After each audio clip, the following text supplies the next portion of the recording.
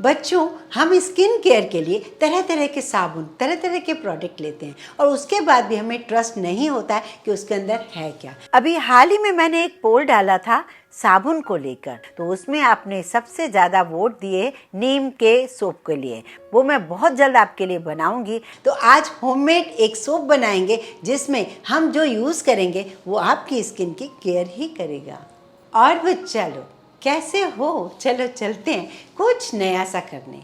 यहाँ हमें नींबू के छिलके चाहिए, तो छिलके अगर हमें नींबू के यूज़ करने हैं तो कोशिश कीजिए नींबू साफ़ सुथरे हों, नींबू धुले हुए हों और नींबू को अच्छे से आपने पोंछ भी लिया हो, क्योंकि उसकी स्किन जो होती है वही हमें यूज़ करनी है साबुन को लेकर। जैसे कि नींबू में विटामिन सी तो होता है, ये सभी जानते हैं। इसमें एंटीऑक्सीडेंट मौजूद होते हैं, ये हमारी स्किन के लिए बहुत ज़्यादा जरूरी है और बहुत ही अच्छा है। नींबू का छिलका एंटीबैक्टीरियल और एंटी फंगल होता है, जो कि कई बैक्टीरियाज को और इन्फेक्शन से बचाने में मदद करता है। जैसे कि हम कहीं बाहर जाते हैं, धूल मिट्टी के कारण कई सारे इन्फेक्शन लेकर आते हैं अपनी स्किन पर, तो वो सारी चीजों में हमें फायदा देगा ये नींबू का छिलका। नींबू के रस में पाया जाने वाला साइट्रिक एसिड जो आपकी त्वचा को चमकदार बनाता है, जैसे त्वचा यंग और चमकदार दिखने लगती है। इन सारे फायदों के लिए हम नींबू के छिलकों को आज यूज करेंगे। तो चलिए इस बढ़िया से साबुन को बनाएं कैसे वो देख लेते हैं। अब इनको सबको मैंने साफ करके रख लिया है, सबकी मैं स्किन ऊपर से हटा दूंगी। आप देख रहे हैं ना, नींबू मैंने अलग किया है, करीब 4 बड़े नींबू ले लिए हैं, उसकी स्किन को अलग कर दिया है और जो नींबू का रस है इसका आप घर में यूज कर सकते हो कट करके। अब बारी आती है हमें दूसरा इंग्रेडिएंट क्या चाहिए। यहाँ पर चाहिए मुझे ग्लिसरीन, जो कि ग्लिसरीन हमें स्किन के लिए बहुत ही ज़्यादा अच्छे से मॉइस्चर देगी, वो हमें चाहिए। तो 2 टेबल स्पून भर के मैं ग्लिसरीन ले रही हूँ। अब इसमें मैं ले रही हूँ 2 से 3 टेबल स्पून डिस्टिल वाटर। यहाँ पर जो मैं डिस्टिल वाटर यूज कर रही हूँ वो डिस्टिल वाटर एक्चुअल तो होता है जो हम बैटरीज के अंदर डालते हैं। अगर आपको वो ना मिले तो कोई बात नहीं, आप आरओ वाटर भी ले सकते हो, या फिर आपको एक सजेशन देती हूँ, ये जो नींबू के छिलके हमने यूज किए ना, उसी का जूस निकाल कर आप इस सोप के अंदर डाल सकते हो। ये पूरी की पूरी चीज़ों को हमें ग्राइंड करना है एक साफ मिक्सी के जार में, और उसके बाद साफ कपड़े से उसे आप पूरा जूस आप उसका निकाल दीजिए। और ये जो बचा हुआ पार्ट है, नींबू के छिलके ऑलमोस्ट हैं,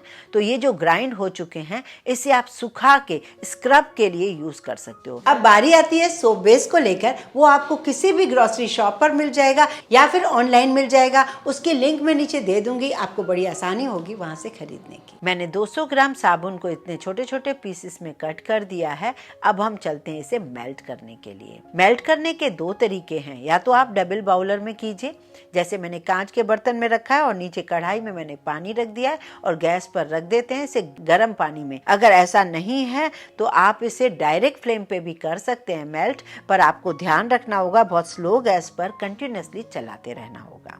किसी भी तरीके से हमें मेल्ट करने से मतलब है, या फिर आपके घर में माइक्रोवेव है तो उसे भी कुछ सेकंडों में बार बार चलाते हुए जैसे चॉकलेट मेल्ट करते हैं उसी तरीके से मेल्ट कर सकते हो।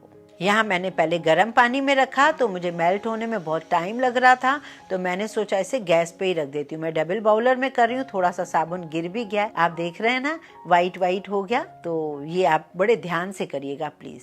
तो अब हमें कोई नेचुरल कलर या कुछ भी ऐड नहीं करना है, बस ये सारा जो मैंने जूस बना के रखा था उसे मुझे सोप बेस के अंदर मिक्स करना है और धीरे धीरे सारी चीजों को मिक्स करके मेल्ट कर देना है। अब ये जो ऊपर वाला जो पार्ट आता है ना, जो हल्का सा झाग टाइप है, उससे आप निकाल देंगे तो अच्छा रहेगा। जितना निकाल सकते हो आप उसे निकाल लीजिए। अब बारी आती है इसे जमाने की। तो जमाने के लिए आपको या तो इसके लिए मोल्ड खरीदना होगा कि साबुन क्या बिल्कुल आता है मार्केट से, पर मैं तो अक्सर ऐसे ही करती हूँ। मेरे पास देखिए ये है डिस्पोजेबल ग्लास जिसमें हम चाय कॉफ़ी पीते हैं, तो उसमें आप डालकर गोल शेप के बना सकते हो।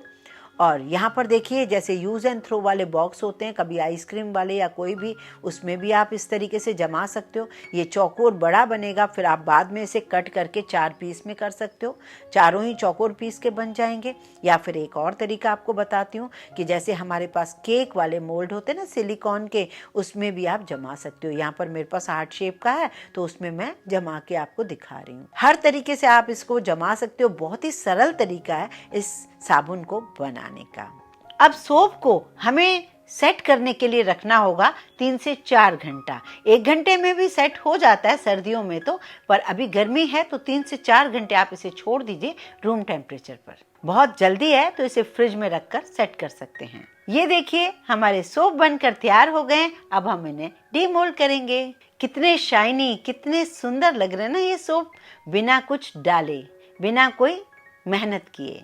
इस साबुन को किसी भी एज में यूज़ किया जा सकता है। इसमें कोई ऐसी चीज़ें नहीं डाली हैं जो कि आपको परेशानी हो। फिर भी मेरा सजेशन यही रहेगा कि जब भी आप कोई चीज़ बनाते हो उसे पैच ट्राई किया कीजिए और इसे बहुत ज़्यादा क्वांटिटी में ना बनाएं। मैंने अभी बहुत 200 ग्राम का ही बनाया है, जिससे हमारा 15-20 दिन आराम से निकल जाएगा। फिर हम दूसरे नए फ्लेवर में बनाएंगे। बच्चों, कैसा लगा आपको साबुन बनाने वाला तरीका? मुझे कमेंट करना बिल्कुल ना भूलें। मैंने सोप को इस तरीके से क्लिंग रैप में पैक करके रख लिया है। एक सोप खत्म होगा, उसके बाद ही दूसरा निकलेगा। तो ये बहुत ही अच्छी चीज़ है। आप भी इसे इसी तरीके से पैक करके ज़रूर रखिए। पसंद आए लाइक ज़रूर कीजिए, ज़्यादा से ज़्यादा शेयर कीजिए अपने फ्रेंड्स और फैमिली को।